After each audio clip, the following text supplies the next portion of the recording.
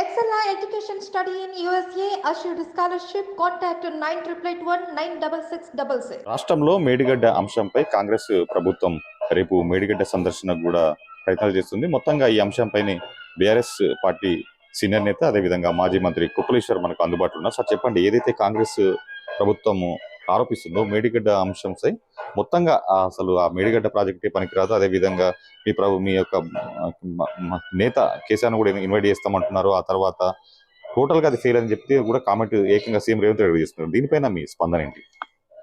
అంటే కాంగ్రెస్ ప్రభుత్వం కానీ ముఖ్యమంత్రి కానీ అవగాహన రాహిత్యంతో మాట్లాడుతుండని అనుకోవడానికి కూడా వీల్లేదు.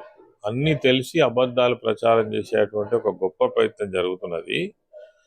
ఎందుకు అంటే కాళేశ్వరం ప్రాజెక్టు అంటే ఒక్క మేడిగడ్డ బ్యారేజ్ కాదు.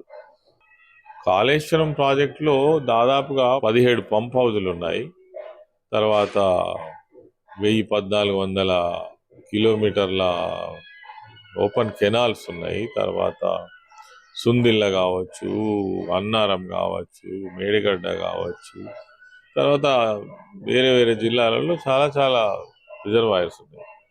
నీళ్లను ఎత్తిపోసే ప్రాజెక్ట్. కాళేశ్వరం దగ్గరనే ఎందుకు కట్టిండ్రు అని అంటే, కాళేశ్వరం దగ్గర కట్టడానికి ప్రధాన కారణం అక్కడ ప్రాణహిత జాయిన్ అవుతుంది కాబట్టి, నది కలుస్తుంది కాబట్టి, రెండు నదుల కలయిక వల్ల అక్కడ నీళ్ల లభ్యత ఎక్కువ ఉంటుందనే ఉద్దేశంతో ఆనాడు ఉన్నటువంటి నిపుణుల యొక్క ఆలోచన మేరకు అక్కడ ప్రాజెక్టు కట్టింది. మేడిగడ్డ మొత్తం కట్టిన ప్రాజెక్టు వాల్యూ అంతా కూడా 6,000 కోట్ల లోపే. తర్వాత 9.5 సంవత్సరాలు అంటే ఇప్పుడు 6 సంవత్సరాల నుంచి నిరాటంకంగా నీళ్ళు ఇస్తుంది. ఇంత పెద్ద ప్రాజెక్టులో చిన్న డిఫెక్ట్ దాన్ని చూపించి మొత్తం కాళేశ్వరం ప్రాజెక్టే పనికిరాదనే మాటలు మాట్లాడుతున్నారు. ఇంతకంటే దుర్మార్గం ఇంకొకటి ఉండదు. ఎందుకనంటే వాళ్ళ ఉద్దేశం ఏం తెలుసా, తెలంగాణ రాష్ట్రం ఏర్పడక ముందు నీళ్లు, నియామకాలు, ఆత్మగౌరవం కోసం పోరాడినటువంటి ప్రాంతం.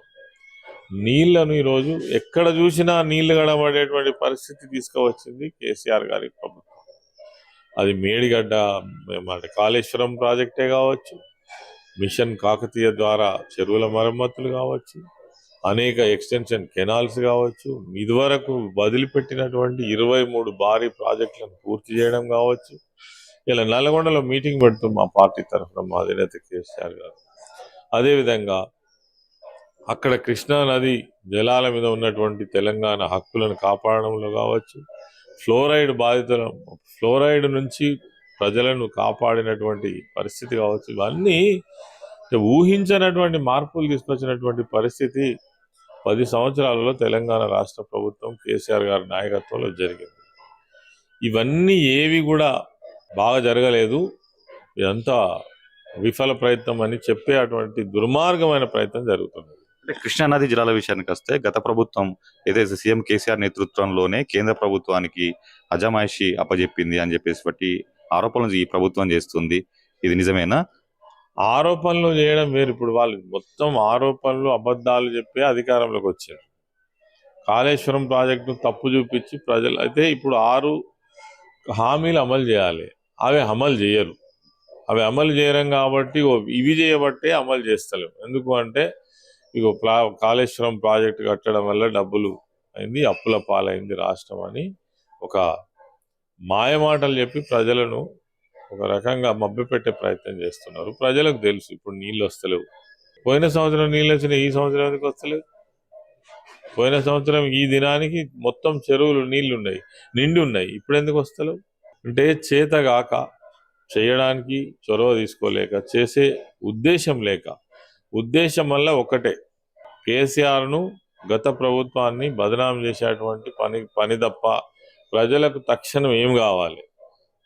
ఇప్పుడు పంటలు ఎండిపోయే పరిస్థితి వస్తుంది, వాళ్ళకు నీళ్ళు ఇచ్చే ఏర్పాటు కాదు. 300 కోట్లు అయితే ఏదైతే ఒక్క పిల్లర్ కుంగిందో దానికి అవతలి పిల్లర్ యువతలి పిల్లర్ని కనుక రిపేర్ చేసినట్టయితే మేడిగడ్డ ప్రాజెక్టు ఏ రకమైనటువంటి ఇబ్బంది లేదు. 86 పిల్లర్లలో ఒక పిల్లర్ ఎందుకు కుంగిందో కూడా ఇప్పుడు తెలుసుకోలేదు. దానికి ఒక నిపుణుల కమిటీ రాలే. ఎవరో డిఈ లెవెల్ అధికారులు, ఈ లెవెల్ అధికారులు పోయి ఆడ చూసి అంతా ఏదో హంగామా చేస్తున్నారు ప్రెస్ ముంగట తప్ప దాంట్లో అర్థం పర్థం లేదు.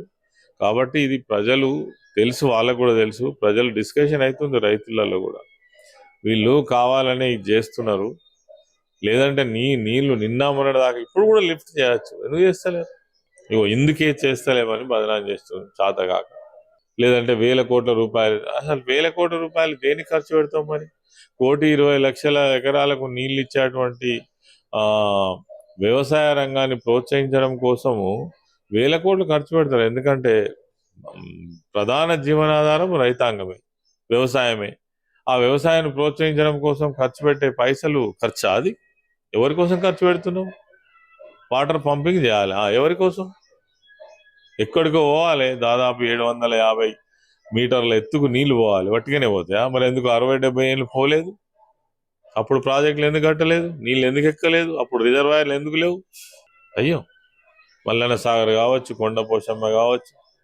పార్లమెంట్ ఎన్నికల్లో కరీంనగర్, పెద్దపల్లి 2 స్థానాలు కూడా కీలకంగా మారినటువంటి నేపథ్యంలో పెద్దపల్లి నియోజకవర్గం నుంచి మీకు టికెట్ వస్తుందని భావిస్తున్నారా? పార్టీ అధిష్టానం నుంచి మీకు అనుకూలంగా సంకేతాలు ఏమైనా వచ్చాయా? అంటే పార్లమెంట్ ఎలక్షన్ జరుగుతున్నాయి. నేను గతంలో కూడా ఉద్యమం నుంచి ఇప్పటిదాకా ఉన్నాము, 6 సార్లు ఎమ్మెల్యేగా ఉన్నాం, మంత్రిగా చీఫ్ విప్గా ఉన్నా. కాబట్టి పరిశీలనలో ఉన్నాం. పార్టీ అయితే ఇదివరకు ఏ రకమైన సంకేతాలు ఇవ్వలేదు. ఒకవేళ పార్టీ ఆదేశిస్తే, పార్టీ ఏ నిర్ణయం తీసుకున్నా మేము కట్టుబడి ఉండి పార్టీ కోసం పనిచేసేటువంటి వాళ్ళుగానే వస్తున్నాం. ఆ పార్టీలో ఎవరికి అవకాశం ఇచ్చినా వాళ్ళ గెలుపు కోసం, పార్టీ గెలుపు కోసం తప్పకుండా ప్రయత్నం చేస్తాం. అంటే అక్కడ ఉన్నటువంటి ప్రెసెంట్ ఏదైతే ఎంపీ ఉన్నారో ఆయన కాంగ్రెస్ లోకి వెళ్ళిపోయారు కాబట్టి మీకు లైన్ క్లియర్ అయినటువంటి ఒక భావన కాంగ్రెస్ పార్టీ, మన టిఆర్ఎస్ పార్టీ శ్రేణిలో వచ్చింది కదా? నిజమే. నేను కావచ్చు, మా బాల్క సుమన్ కావచ్చు ఉన్నాము. పార్టీ ఎవరిని ఆదేశించినా, ఎవరికి అవకాశం ఇచ్చినా తప్పకుండా పార్టీ గెలుపు కోసం పెద్దపల్లి నియోజకవర్గంలో పార్టీని గెలిపించుకోవడం, మా ఎంపీని గెలిపించుకోవడం కోసం ప్రయత్నం చేస్తాం. అంటే ఫైనల్ గా 2014 ఎన్నికల్లో నిధులు నియామకాలు పేరిట మీరు ఎన్నికలకు వెళ్ళారు. 2019 ఎన్నికల్లో సో ఆ మిగిలిన ప్రాజెక్టుల, పెండింగ్ ప్రాజెక్టుల పూర్తి కావాలన్నటువంటి హామీలతో ముందుకెళ్లారు ప్రజల్లోకి. ఇప్పుడు ఈ పార్లమెంట్ ఎన్నికల్లో మీరు ప్రజలకు ఏ అంశాలతో వెళ్ళదలుచుకున్నారు?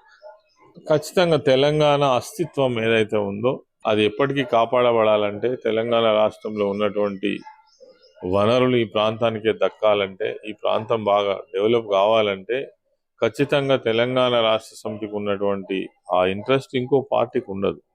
ఇప్పటికే ఇప్పుడు వచ్చినటువంటి ప్రభుత్వం రకరకాల పద్ధతులలో కేంద్ర ప్రభుత్వం ముందు మోకరిల్లేటువంటి పరిస్థితి వస్తున్నది. ఆ విధంగా రాకుండా తెలంగాణ ఆత్మగౌరవం, తెలంగాణ అభివృద్ధి ధ్యేయంగా రేపు ఎన్నికల్లో ముందుకు పోతుంది. ఓకే, ఇది మొత్తానికి సాగునీటి ప్రాజెక్టుల అంశంలో కాంగ్రెస్ ప్రభుత్వం చేస్తున్నటువంటి ఆరోపణలన్నీ నిరాధారమైన, అదేవిధంగా పెద్దపల్లి పార్లమెంట్ స్థానం నుంచి తాను బరిలో ఉండనున్నాను కూడా ఆయన